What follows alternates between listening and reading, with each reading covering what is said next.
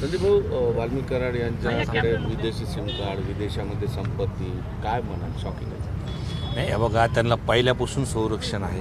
ज्या पद्धतीने मीडियावरती सगळ्या गोष्टी येतात किंवा प्रॉपर्टीचा ज्या खुलासा होतोय किंवा एखादा बाहेरच्या देशातून जेव्हा सिम कार्ड येतं तो तुम्ही हे लक्षात ठेवलं पाहिजे की त्यांचे कॉन्टॅक्ट्स कुठंपर्यंत आहेत. अटक व्हायला उशीर झाली, अटक झाल्यानंतरसुद्धा जे काय कट कारस्थान आहे त्याच्यामध्ये अजूनसुद्धा नाव घेतलं नाही.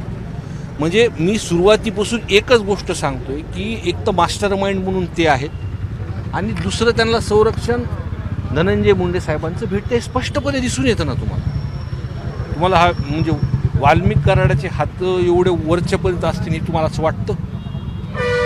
ज्या पद्धतीने ते सरेंडर होतात, ज्या पद्धतीने प्रशासनाला समोर जातात, सरेंडर झाल्यानंतर त्यांच्या अंगावर तर तसंच गामजा, तो हातात दोरे, तसेच त्यांना लॉकअपमध्ये ट्रीटमेंट भेटते. फक्त त्यांच्यापर्यंत तपास आला की थांबतो.